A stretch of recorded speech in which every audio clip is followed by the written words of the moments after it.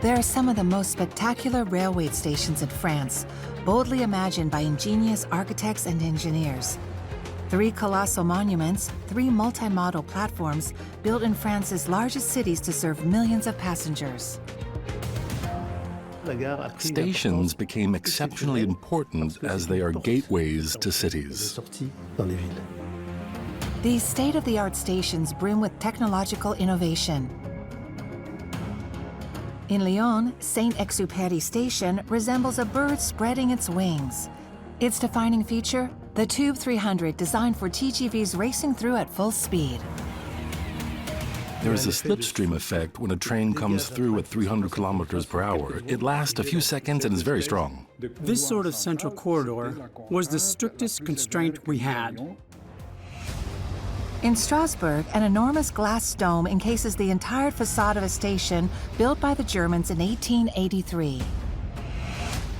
This monumental glass shell is a giant bubble that both hides the historic facade and protects it. The idea was to use carved arches connected using a system of spokes. There are 200 settings for these cables to be properly adjusted and for the shell to hold up. In Bordeaux, an enormous 17,400 square meter hall seems to defy gravity. This glass roof is huge and truly striking. 57 meters is 5 times the width of the nave of Notre Dame. It weighs more than 1,000 tons, roughly 1/5 of the weight of the Eiffel Tower. It's a huge amount of metal. These 3 prestigious railway stations have distinguished themselves as architectural triumphs, addressing current needs while continuously modernizing. It's a strategic station, the bridgehead of a high-performance railway complex. When this glass roof was built, it was the largest in Europe, perhaps even the world. Strasbourg, Lyon, Bordeaux. Come take a journey through France's most captivating railway stations. 3 monumental and modern designs that celebrate the history and glory of train travel while changing the face of urban architecture.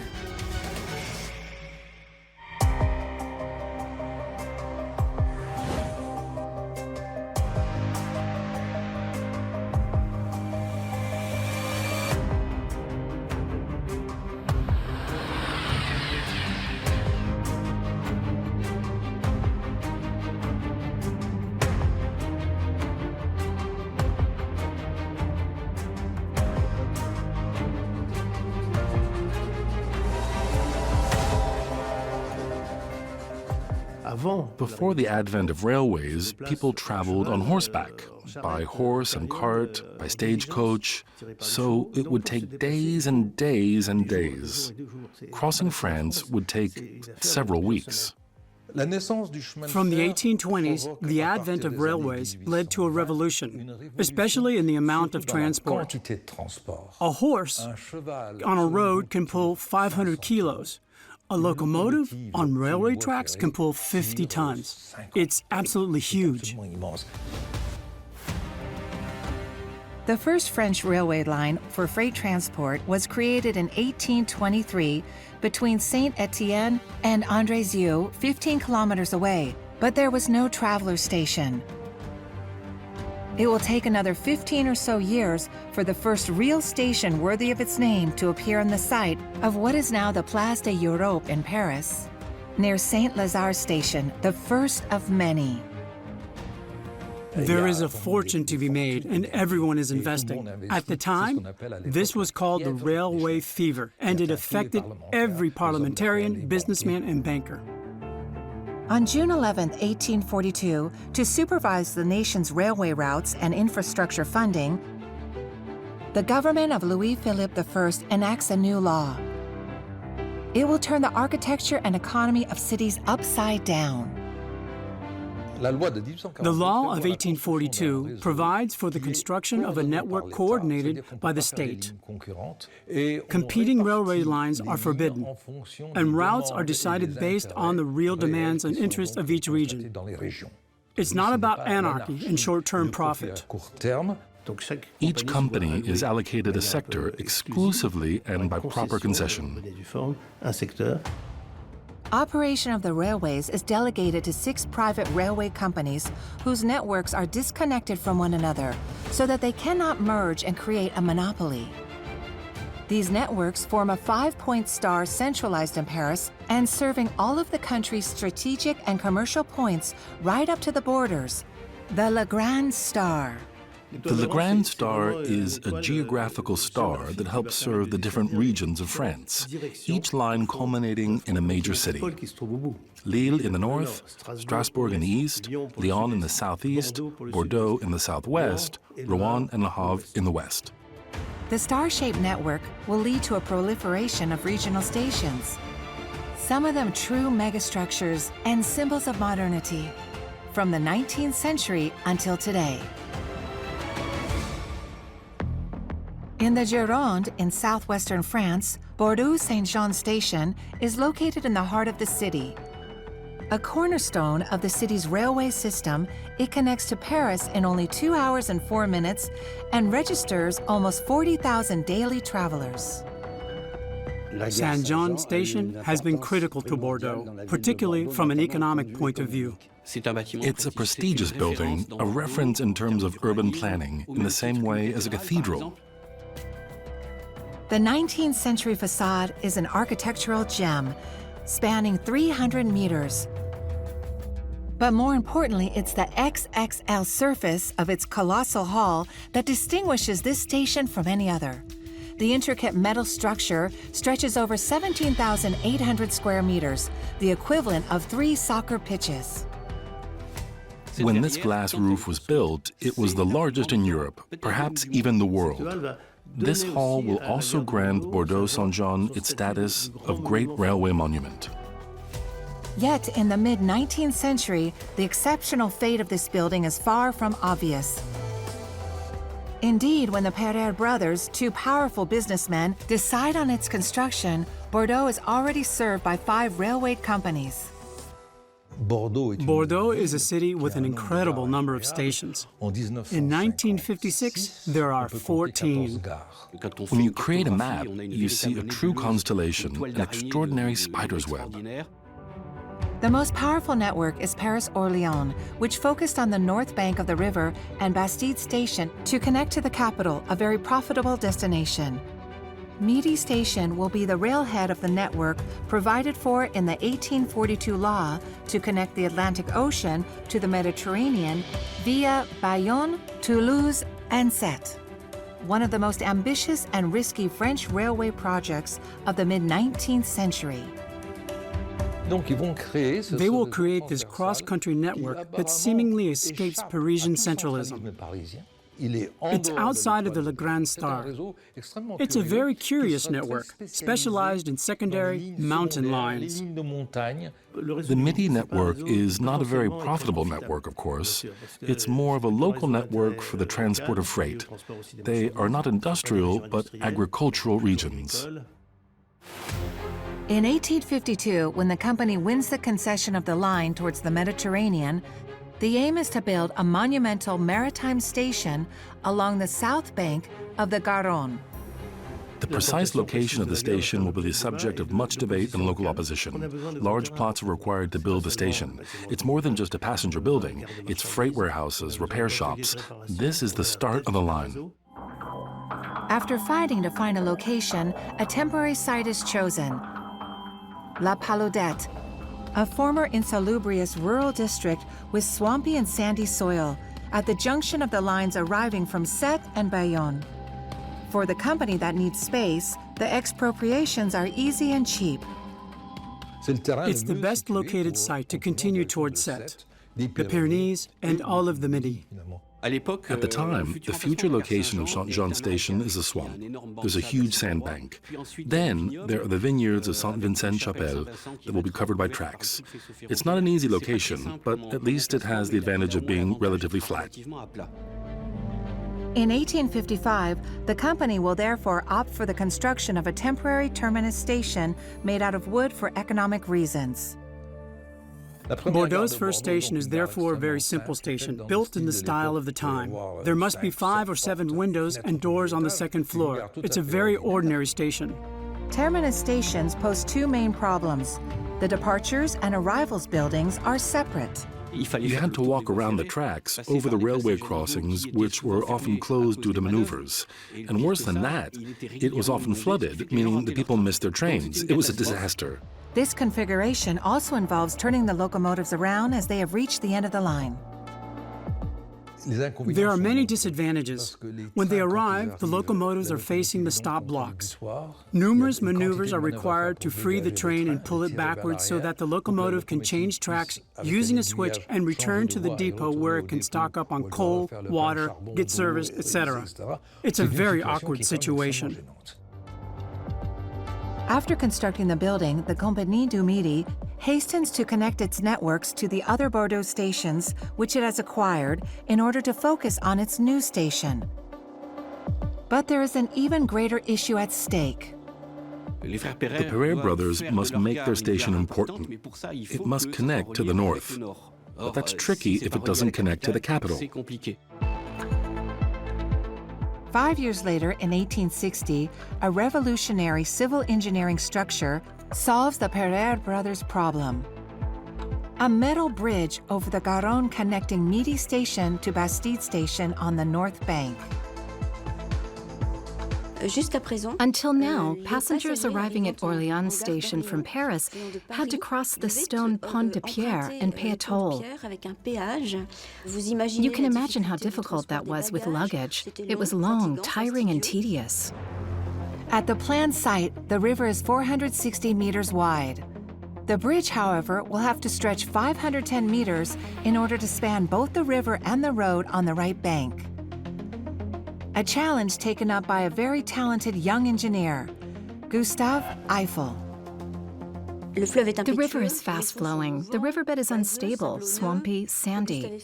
For Gustave Eiffel, there's no doubt puddled iron is the most suitable material to build a bridge that will be described at the time as light. The riveting, the choice of an open-work bridge, are all elements that characterize the modernity of this bridge and are in line with the wishes of the Perret brothers.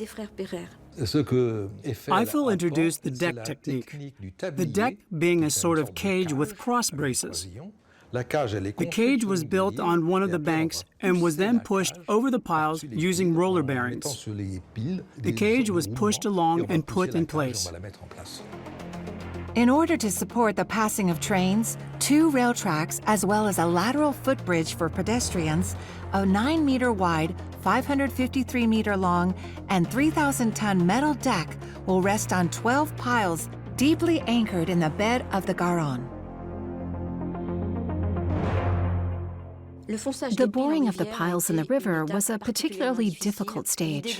Eiffel's idea of adding hydraulic presses, allowing the artisans to work below water level in hyperbaric chambers, is a true technological advance that allows them to meet the deadline. The principle of hydraulic pressure boring is simple. A metal cylinder is sunk into the river's alluvium. It is separated into 3 horizontal compartments, the middle one serving as a surge tank. It is watertight and pressurized by a steam engine, producing compressed air to balance the pressure with the water outside. The water in the lower compartment is driven out, making room for the workers to dig into the riverbed before pouring the concrete that will form the pile. It's a very modern bridge insofar as there are very few piles compared to the stone bridge with its very heavy masonry. It was a revolutionary structure because it was light and solid compared to previous constructions. On August 5, 1860, after completion of the work, the Midi network, headed for the south of France, is connected to the Orléans network. The bridge rewrites the future of Midi Station, which is no longer chocked by these stop blocks. Trains can finally pass through. Suddenly, Bordeaux Saint-Jean station becomes a link in a national network, and not just a regional one, simply because it now directly connects the Midi to Paris. The flow of travelers after the construction of the bridge changes completely. It's a flow of businessmen. There is also high migration from poor rural areas towards major cities. Between 1830 and 1865 in France, the success of railways is such that the number of travelers rise from 2 million to 84 million per year, more than double the population at the time. The success of the railway will be tremendous, and very quickly, the old Bordeaux station will be overwhelmed and inadequate. With 450,000 yearly travelers, Midi Station rapidly supplants Bastide Station, even though it is absolutely not equipped to deal with such a flow of passengers.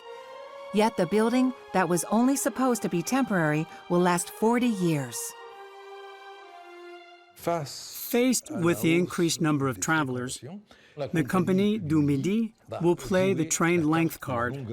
Trains will go from 4 to 5 cars to 15 to 20 cars and will transport more than 1,000 people at once. But it's mayhem in the waiting rooms and ticket booths. There is a huge increase in pressure, which raises the question of rebuilding this station. In 1872, pressed by Bordeaux officials and Parisian authorities, the Compagnie du Midi is finally forced to design a building that's fit for purpose. The project of the station as we know it today is underway. They called on Marius Toudois, an architect who has already worked with the company on other stations. Toudois designed the new Gare de Lyon station for the World Fair. He's a very popular architect at the time, with his own signature, his own style. He knows how to design stations. But it will take 17 years and about 20 projects before any of them materialize. For the Compagnie du Midi, of course, the Bordeaux Saint-Jean railhead must be able to compete, or at least be on equal footing with Parisian railheads. Paris has many beautiful stations, and so Bordeaux can't possibly be less impressive. On July 23, 1889, construction begins. This is a through station with 7 tracks for travelers, as well as around 20 others for maintenance and freight. The new Bordeaux Saint-Jean station is a brand new station, a through station, as we are definitely on a through route. And so this station is bound to be asymmetrical, one main building on just one side of the station. The main building with its monumental 300-meter-long facade along the platforms is made up of 3 sections. The middle section is home to a buffet and the hotel. It separates the departures in the north and the arrivals in the south. The Great Hall, the Great Foyer as it was known at the time, is huge. The Great Hall of the Opera fits inside it. At the time it was built, it was one of the largest halls in Europe. As they enter the departures hall, travelers head towards the ticket booths in the Great Foyer to buy their tickets. They are then relieved of their luggage before being invited to wait in the waiting room, which is closed until the train departs for safety reasons. Arriving travelers exit via the south building after retrieving their luggage. In France, we want to control travelers. We want to ensure that the flows don't meet, exactly as in airports today. We're quite worried about the unruliness of crowds. To shelter both travelers and trains, the impressive hall and its monumental glass roof are inaugurated in 1898. Its ridge culminates in 26 meters with a length of 300 meters and a width of 57 meters. A true feat in 19th century Europe. This glass roof is huge and truly striking. It becomes a bit of a celebrity in Bordeaux. It's almost all anyone can talk about. It's an emblem for the city, much more so than the stone architecture of the building itself. It reflects the energy of the city. The metal frame carrying the weight of the huge glass roof was designed with 31 curved trusses at 9-meter intervals and 2 further trusses at either end. They are supported by the beams and multiple hanging connectors that help reduce the stresses. They rest on the building thanks to ball joints on one side and a line of metal pillars anchored in the foundations on the other. This configuration enables a very wide opening of 57 meters. We admire cathedrals, but cathedrals only span 11, 12 meters. They're made of stone, but 57 meters is 5 times the width of the nave of Notre Dame. The decision to build large halls, perhaps even too large by today's standards, is based on the desire to free the platforms of any pillar that might hinder the movement of crowds. These glass roofs are bold, and metal architecture is freed from the constraints of stone architecture. But how does one reach such a span without risking the structure collapsing under its own weight? The evolution of metallurgy enables the production of increasingly longer and finer elements. Before, there had been structures in cast iron, then in puddled steel, in steel. Riveting, which is another new process, enables the assembly of these elements. So, it's a whole evolution that leads to increased resistance, which didn't exist beforehand. The overall structure of Saint-Jean Station weighs more than 1,000 tons, around 1,200 tons, roughly 1/5 of the weight of the Eiffel Tower. It's a huge amount of metal. But this design is very sound, very long-lasting, very resistant, and that's why, a century later, the Great Hall is still standing. While this extremely sturdy structure is able to support significant loads, it is not the only constraint taken into account by the architects. They also had to anticipate climatic variations. Metal, depending on the ambient temperature, contracts or dilates. It's constantly in motion. And so, to spread out these stresses that are very different from one another, we have a trolley system, perpendicular to the supports, like casters on tracks, that can withstand a certain amount of flexion in order to maintain balance at all times. In order to carry out the vast project of the hall, the engineers designed a huge 400-ton wooden scaffold. At the time, the requirement was clear. Traffic wasn't to be interrupted, so everything was assembled whilst the trains continued to run. They built a wooden frame that matched the height of the hall and could be moved along tracks of its own to follow the construction of each section. And on it, there was a hive of workers to assemble all the parts. To expedite the work, part of the scaffold was located upstream of the truss to be put up, the other perpendicular to the section. The metal parts of the trusses arrived in pieces on a dedicated track and were placed one by one below the lifting devices before being hoisted to their exact assembly location. We have this kind of sequential construction of the hall, which also helps to expedite the maneuvers and to reduce the number of scaffolds or temporary constructions as the job progresses. For the glass roof, we can see that, as with any project, any innovative industrial construction at the time, the engineers learn as they go. In '96, it takes them 12 days to install one of the trusses, whereas when they finish in '98, it only takes them 5 days. While these glass roofs are elements of prestige and comfort for passengers, they turn out to be just as costly to build as to maintain. In 2015, 117 years after its inauguration, that of Saint-Jean Station was entirely renovated as part of a gargantuan project. Choosing to preserve and renovate these great halls for them to last is not always that easy. Many stations have seen their great halls disappear. The Great Hall renovation project aimed to tackle every element of the Great Hall to ensure it returned to optimal operation. All the roofing elements were heavily damaged, and there was a huge amount of water ingress. This left the metal bare, which started to corrode and therefore to lose matter. The entire roof needed replacing. That's 20,000 square meters of soffit made up to 2 layers of wood, painted in white, and zinc panels on top. There was also 10,000 square meters of glass panels to let the light into the station. But how to carry out such an undertaking while respecting the original building plans and the architectural canons of the time without disrupting rail traffic?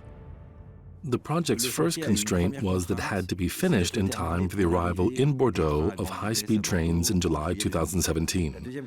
The second constraint was to carry out this project while still welcoming travelers, with no impact in terms of transport, that is, without canceling a single train. The third constraint was related to resources, since we are talking about evacuating colossal amounts of used materials containing asbestos and lead and bringing in equally colossal amounts of new materials.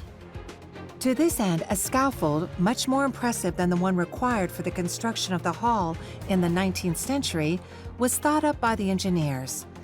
A colossal 2,400-ton mechanical structure onto which an 18,000 square meter platform was installed, 26 meters above the tracks and overhead lines. Above this first scaffold, we created a plank platform, a new floor that served as a base for the project, onto which we installed tracks, new tracks above the tracks, along which we could slide new scaffolds in order to enable those who needed it to travel along the station's 300-meter length. After 30 months of work, 25,000 liters of paint, and a new zinc covering, Saint-Jean Station, listed as a historical monument in 1984, finally regains its luster of yesteryear. Bordeaux Saint-Jean Station is a kind of anchor point that embodies travel technology, including high-speed travel, while also embodying a certain monumentality that is now an integral part of the city. It's one of the great monuments of the city of Bordeaux, a monument of 19th century modernity, which today has taken its place while adapting to new uses. More than 134 years after its inauguration, having successfully adapted to great changes in the railway sector and accompanied the evolution of the city of Bordeaux, it remains one of France's most beautiful stations.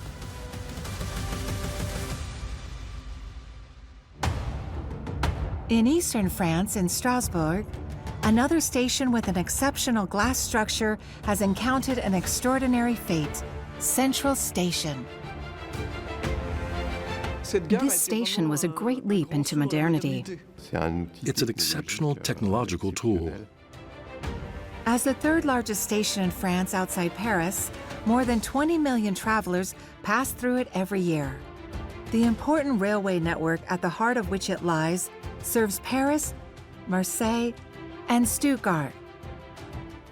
It's a strategic station, a passenger station, a freight station, a shunting yard, the bridgehead of a high-performance railway complex.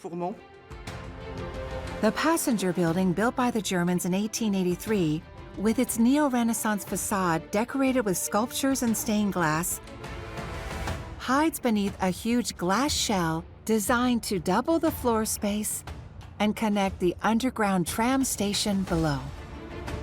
It is monumental, delicate, spectacular. An architectural feat that made it possible to deal with the boom in travelers following the opening of the TGVs line in 2007. Organically, a station is about network architecture, but a network constantly has to modernize, or it becomes obsolete. When we started thinking about how to welcome travelers when the TGV arrived, we realized that there were two main issues to solve. The first was the lack of space. We were going to welcome around 20,000 extra travelers per day. A traveler with a suitcase occupies around 2 square meters.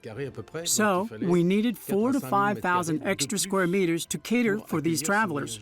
The second issue to solve was that the various means of transport arriving at the station arrived outside, in particular the tram. The architects were faced with a kind of dilemma, a contradiction: how to preserve its monumental pink sandstone facade while reconciling the creation of new spaces capable of dealing with larger crowds. Not only is the station enclosed, but its facade is listed as a historical monument.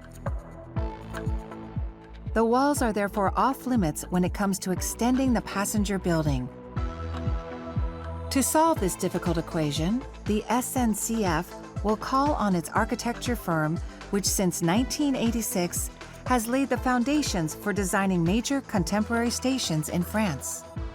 This building, which is emblematic of Strasbourg, is going to be treated like a very precious object. It's going to be placed under a dome, a large glass structure jutting out about 14 meters at its deepest, in front of the station, just to collect passengers arriving by tram. It wasn't about attaching the shell to the station's historical stone facade.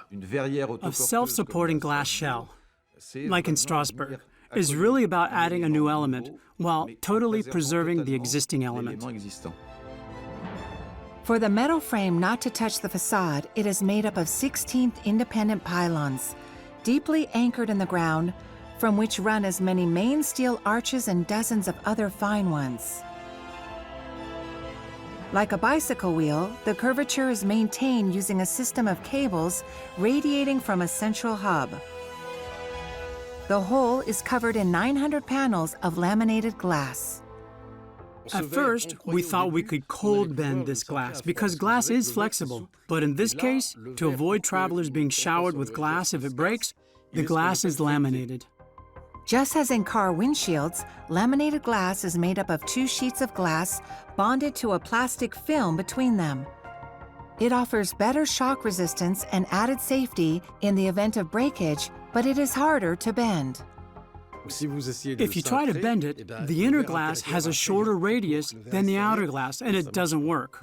So we had to hot bend it. We studied the curve of the shell to have just 3 molds of circles with varying radiuses to fit in the furnace. To prevent air and wind infiltrating between the 2 structures, the glass shell is equipped with a brush seal resting delicately on the wall, and the water is evacuated by channels on the original building.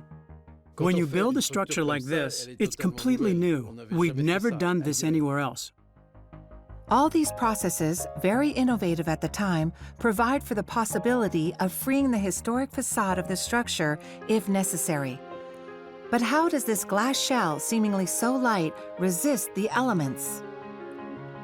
Often, to make structures more resistant, we use what we call diagonal crosses, cables that stop them moving. But we thought if we use them in 2 sections, it's going to break the continuity of the glass. And so we used very fine cables running from one end of the shell to the other, everywhere, in both directions. When the wind blows, these cables have to resist different stresses depending on the section.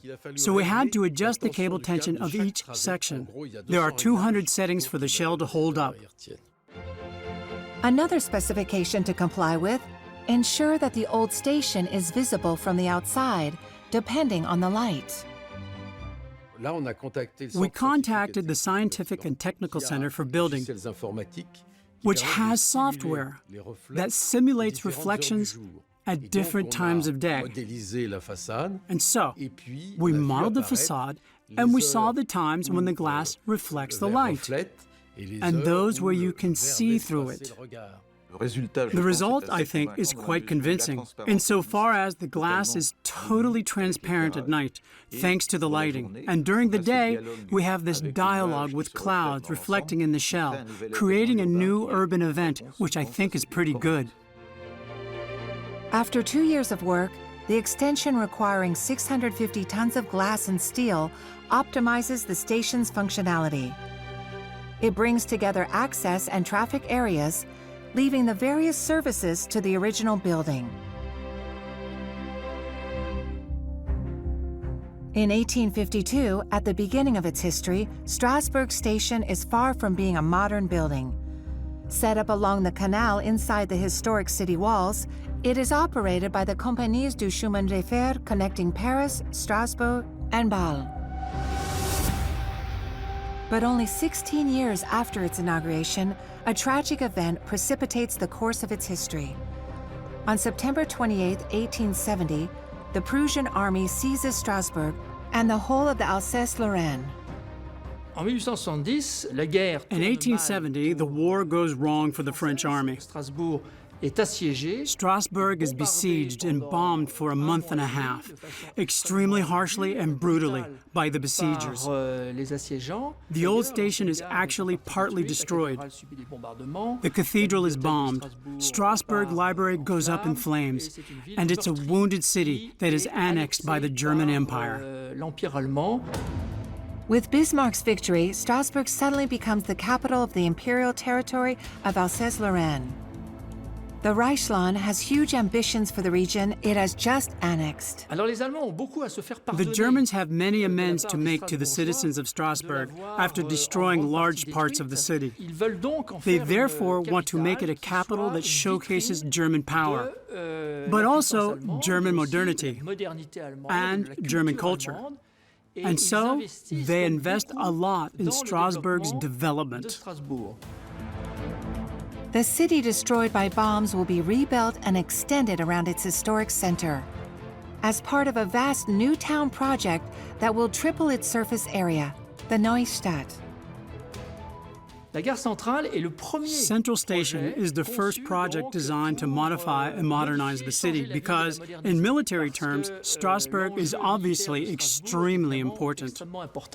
France wishes to recover its lost provinces, and the Germans know that. Sooner or later, there will be another war against France. And so the railways play a strategic role in the transport at any moment of troops and weapons. The old station, located on a narrow plot of land, cannot be extended enough to meet the needs of the empire.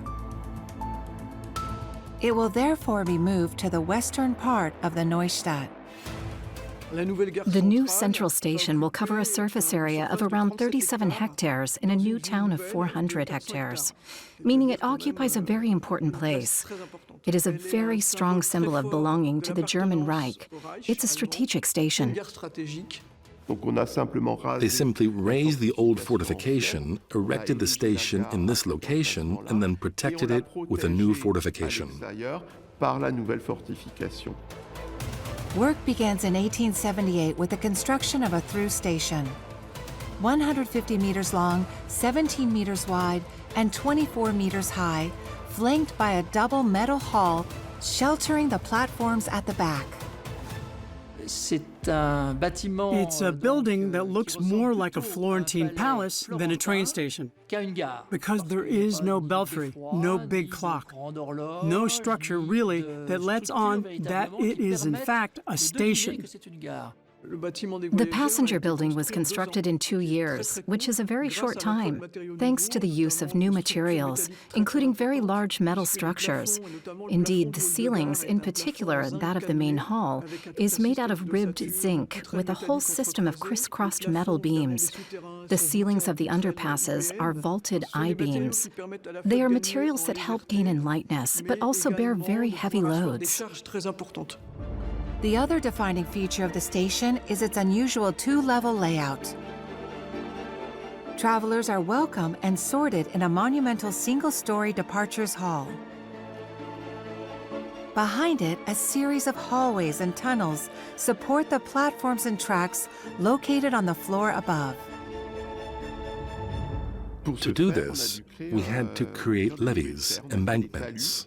So some of the platforms are raised, level 0 being the ground of the square and the passenger hall.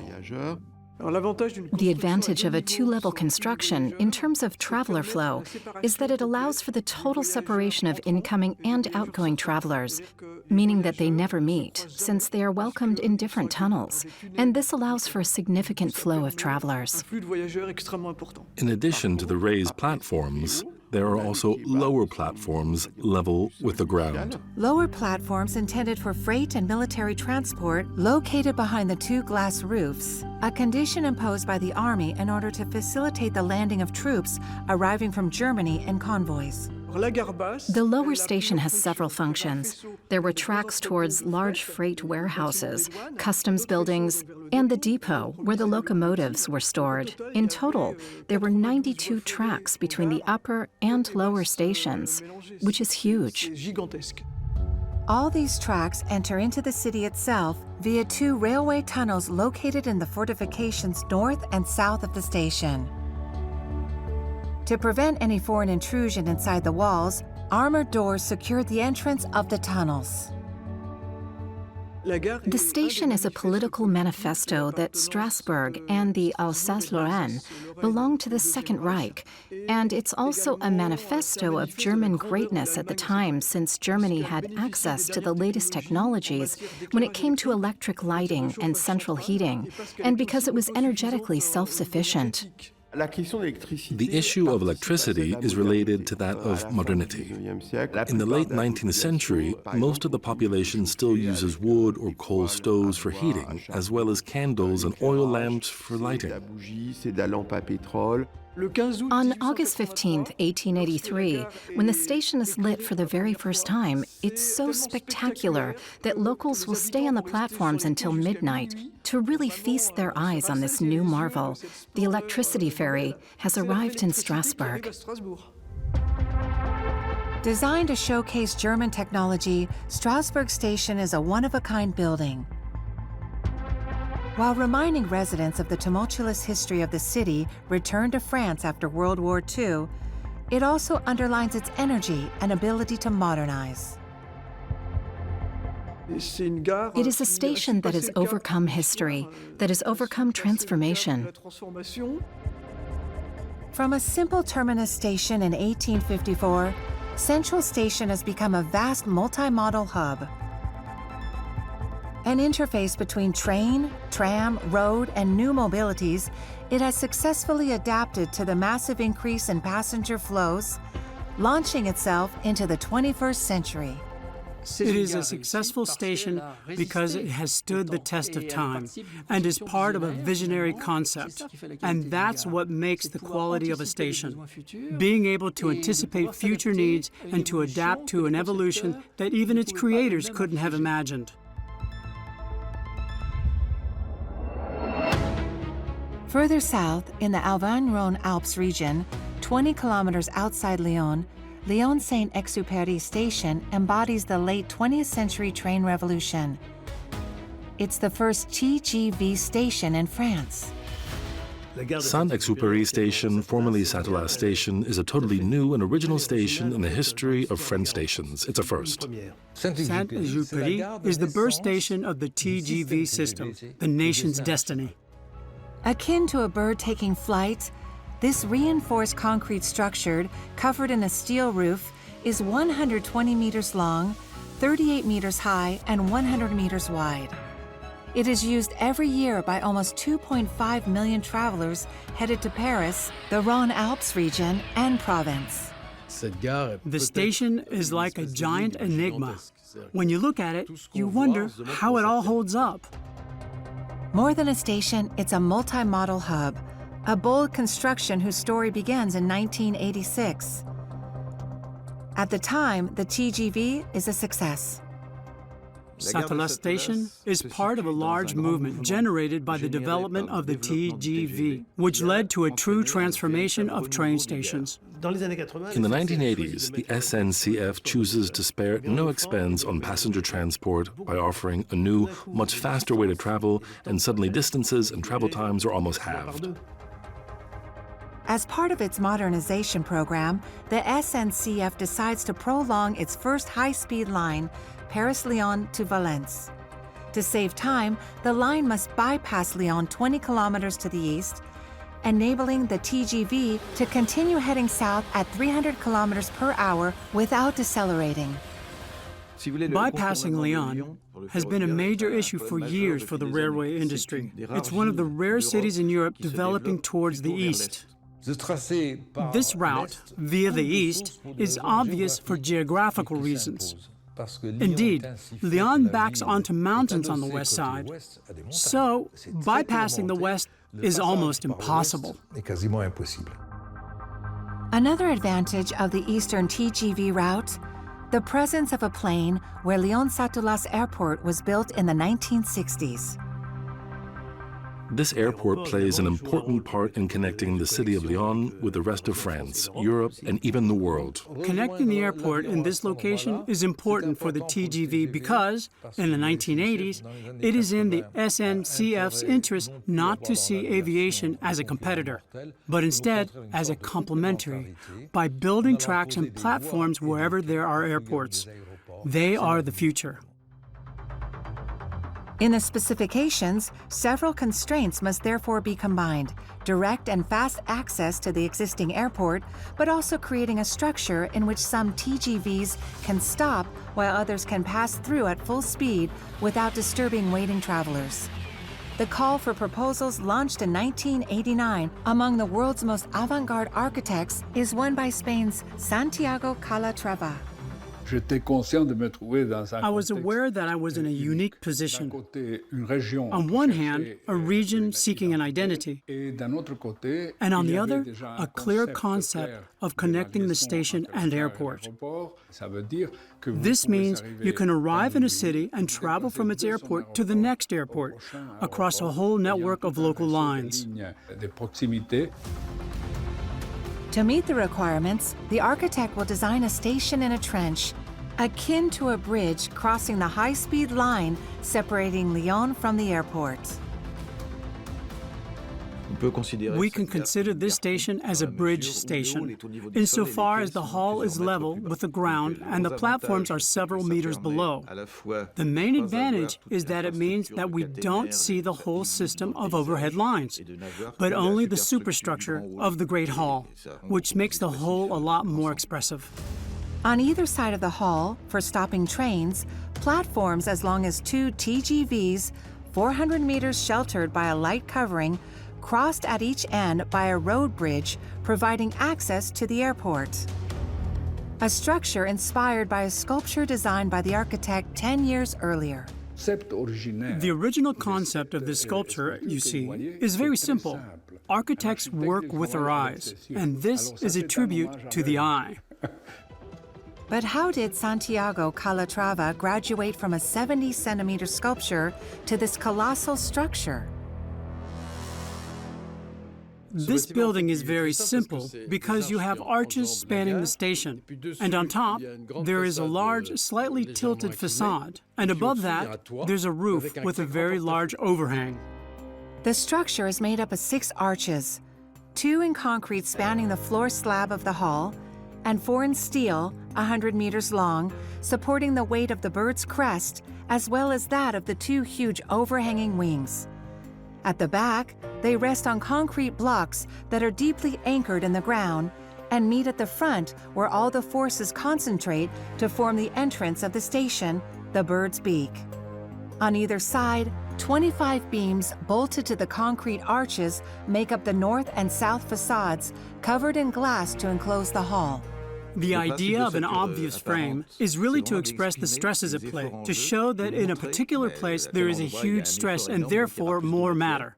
It's very curious because in Saint-Exupéry Station, it's the structures and their expressive power that bring the station to life. It's more than just a shape, since they express forces that pass through matter. Inside the huge volume dedicated to travelers, 2 large overhanging terraces jut out into the hall.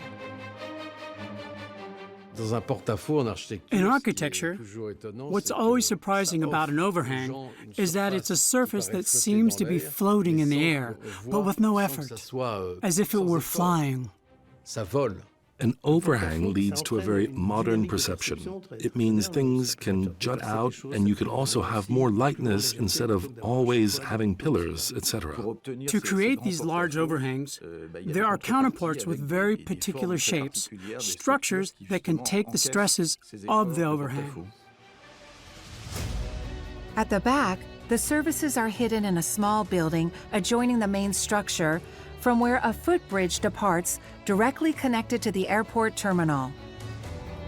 And below the infrastructure, 5 sets of dugout tracks, 3 alongside the 2 platforms where the TGVs stop, and 2 in the middle for direct trains. The latter are enclosed in a tunnel, the Tube 300, to protect the station from the shock wave of TGVs passing through at full speed. The SNCF wanted a through station, but without having to slow down trains. This requires a station through which trains can pass without stopping. And when a train passes, even if it slows down to 250 kilometers per hour, it creates a real shock wave that you can feel physically. When a TGV enters a closed tunnel, it pushes air into it. There is excessive pressure in front of it, and so you have to create vents to allow the pressure to be released. This sort of central corridor through which trains can pass was the strictest constraint we had, and we built the entire station around it. And we tried to combine these two flows, the flow of trains and the flow of people. Instead of enduring the tunnel, the architect placed it at the heart of his plans. Made out of rough concrete, it supports the structure on which the roof rests and serves as a connection between the platforms and the hall, accessible via an array of escalators and elevators. You cannot do without concrete. It's a historical material. The Romans used it. It's a material that can take shape. And in my opinion, it's its plasticity that makes it so interesting in modern times. It can be molded quite easily, so you have a great variety of shapes. It's resistant because it contains metal reinforcements which enable it to resist friction and overhangs. So concrete is quite a universal material, and we may not yet have exhausted its potential. Calatrava and the SNCF engineers successfully delivered a building with a unique visual structure and whose architecture perfectly meets the needs of high-speed trains. Saint-Exupéry Station is a monument that marks an era. It's a major building for French architecture. Major French railway stations have become heritage buildings in the same way as major churches, chateaux, and other prestigious buildings. Be it Saint-Jean Station in Bordeaux, Central Station in Strasbourg, or Saint-Exupéry Station in Lyon, French stations have tackled the continuous increase in railway traffic. Some have undergone exceptional transformations during their history, adapting to steam engines, electric traction, and finally modern high-speed trains. The importance of railway stations needs no further proof. They have, in fact, remained so important that the SNCF had the idea of using them to boost cities. Stations have become shopping malls, places people visit. Every day, there is an astonishing number of people who pass through stations, millions of people. Stations are also fundamental in the everyday life of many people. They help us, if you like, feel closer to one another, not only from a purely functional point of view, but from a symbolic point of view too. They will remain extremely important assets for generations to come. Like 21st century cathedrals, railway stations have become truly emblematic monuments. Bustling spaces in which we take the time to stop and are today an integral part of French heritage.